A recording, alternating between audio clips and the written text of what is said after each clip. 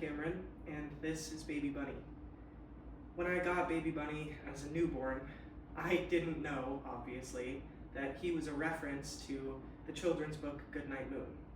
All I knew then was that he was incredibly comforting and soothing, and now, 26 years later, he is still that for me. I know some people might think it's strange that I keep my childhood stuffed animal with me, but we've been through so much together and we've learned so much together that I can't let him go. When I was 8 years old, my family and I went to Yellowstone National Park. I remember when we pulled over to the side of the highway to look at the herds of bison in the meadows, I begged my dad to give him the best vantage point possible. Of course, my dad hoisted us both up over his shoulders, and now, as an adult, I realize that because I so badly wanted that for Baby Bunny, I remember having the best vantage point. That night, I remember my brother telling me that Baby Bunny looked like he belonged in the wilderness because the wilderness was what made him. To my 8-year-old brain, that made a lot of sense. And I remember in that moment, I loved the wilderness. I still do. It had made something so warm and so gentle, and it still had so much to offer. And now, all this time later, Baby Bunny is still just that, warm and gentle. Through all my changes, he's been constant. When I finally found my footing after I moved to Bellingham in 2020, during the height of COVID, I started to step out of my comfort zone, way, way out. My family and I got the opportunity to go to Portugal, and I was terrified. I didn't know anything about the language, the culture, the customs, or the people. But I went, and I took Baby Bunny right along with me, and I viewed it through his perspective. The people were so kind, and all they were was excited that I made even an effort, that I asked questions, that I tried to learn their language, and that I indulged in their culture and customs. I was able to get through that because, well, Baby Bunny was there to listen to all of it every single night. When I got home, I realized that my corner of the world felt pretty small, so Baby Bunny and I started learning Spanish. Not Portuguese, but Spanish.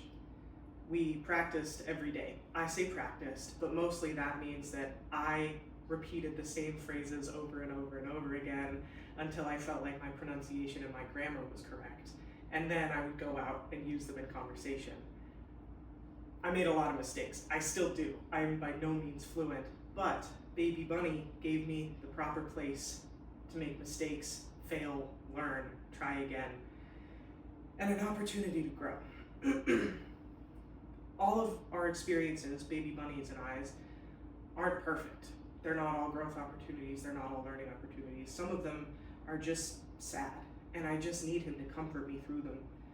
When my grandma died, I paraded him around to my aunts, uncles, and cousins, and they all remembered him as the stuffed animal that my grandma gave to my parents to give to me when I was finally born.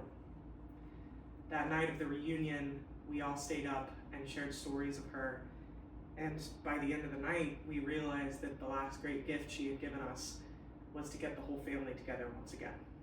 Baby Bunny sat on my lap, listening astutely until it was time to go to bed.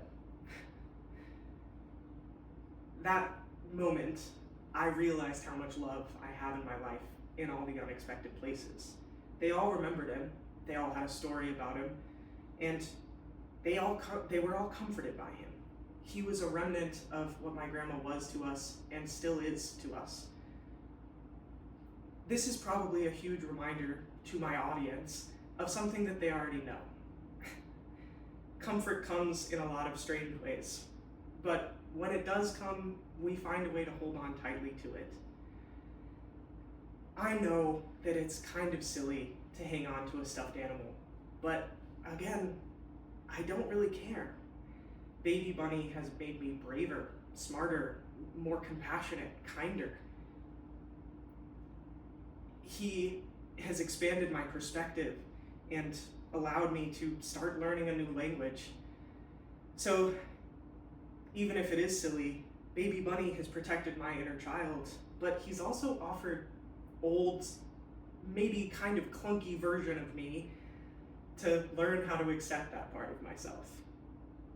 He's been my travel companion, my friend, and my therapist for as long as I can remember, and I could not ask for somebody better to share the world with. I cannot wait to see the world with him, and for him to see the world with me, and to see it through each other's eyes. Thank you.